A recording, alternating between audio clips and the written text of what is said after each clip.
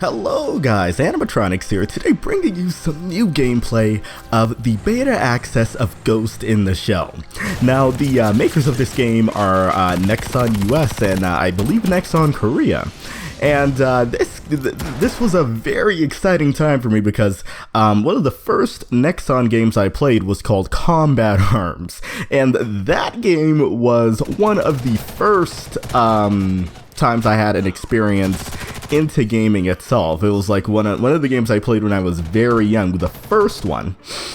It was my introduction into the free-to-play genre as well as first-person shooters in general. And that game I loved playing when I was growing up. It's the combat, even with its problems that it had, everything from hit registration to, you know, clunky movement systems to its semi-pay-to-win infrastructure, it was still a lot of fun. However, when I grew older, and because I've always been strictly PC, so I didn't really game too much other than on the PC, so when I grew older and I found out, oh hey, there's other free-to-play games on the internet, as I tried out games like Hawken or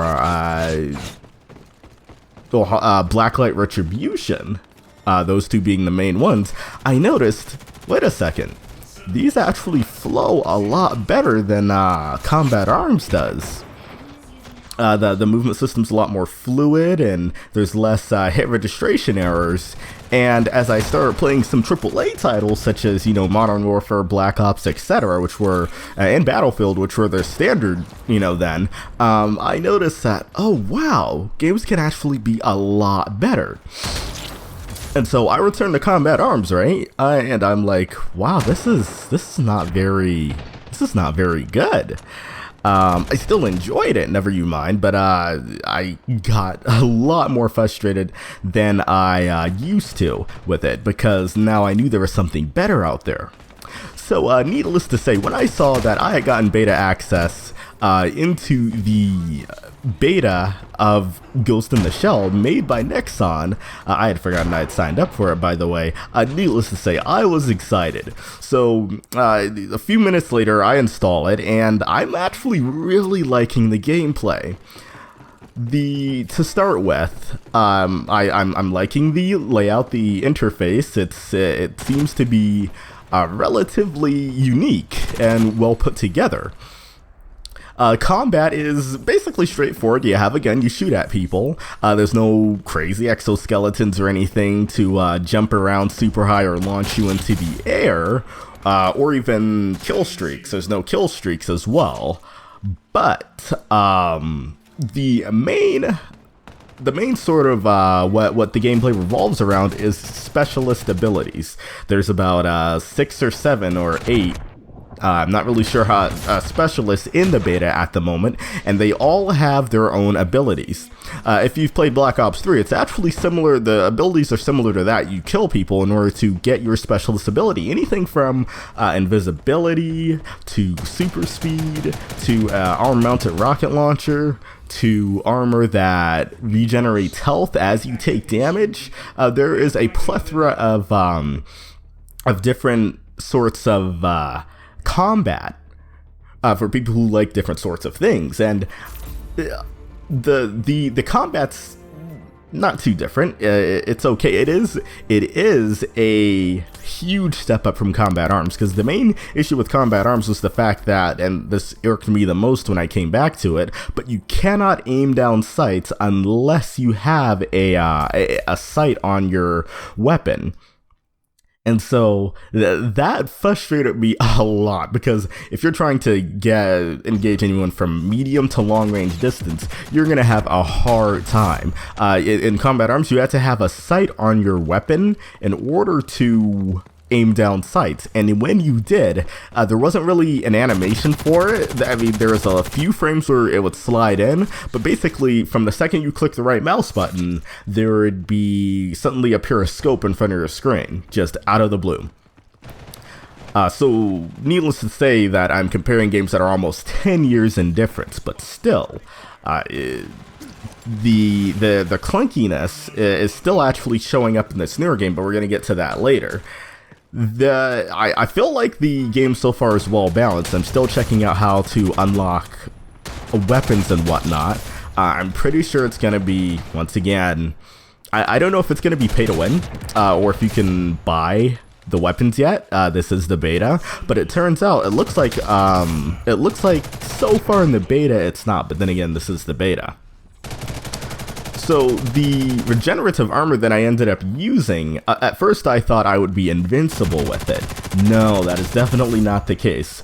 What it is when you activate it, it regenerates your health as you take damage. You can straight tank maybe 20 more points of damage in close combat, but that's not really the way you want to play it. You want to, deck in and out of cover. So let's say you get half your health goes. Well, it's going to be back within the next 3 seconds. So you're going to be able to win a firefight with someone who is not using that specialist ability.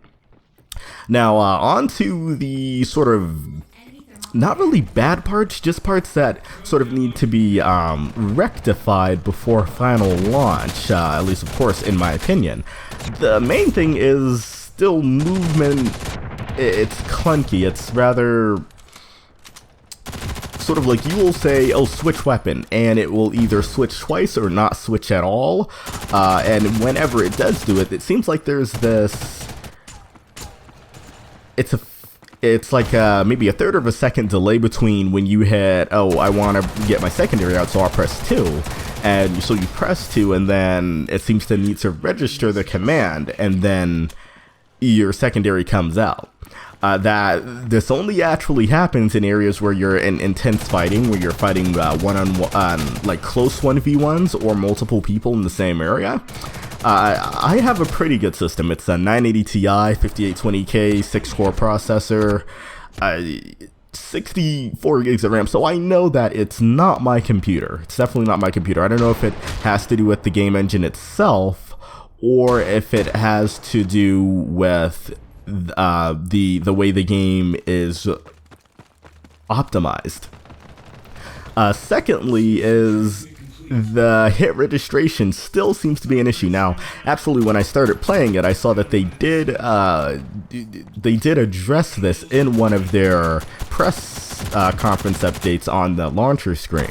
So I'll see how that is, but at about like up close, the hit registration isn't as noticeable, but when you start getting out to medium range, to the farther distances of your weapon, you'll have your reticle directly on them. You'll be pumping rounds into them, and they'll be doing nothing. They will fly off into the aether. That person turns around, sees you, and because that's not happening for him, he's able to put you down, and you're back at the spawn screen. That is going to be the biggest crux with this game for me. This game seems to be really fun. I can't wait to get many more hours of playthrough for you guys up on this channel. But if they don't fix that, that's gonna sort of degrade the playtime quality. Other than that, actually, I haven't tested out all of the specialists and their abilities, but other than that, the gameplay's pretty good. The weaponry, I'm slowly unlocking it. Doesn't seem like it'll take too long, so hopefully in the next couple of videos I'll be able to go over the unlock system for you guys. But yeah, it's currently in, I don't know if it's an open beta right now, but if it's not, just keep an eye on it. It's definitely going to be worth your time to download and try out if you're looking for another game to try. And also another thing is, it's actually on Steam.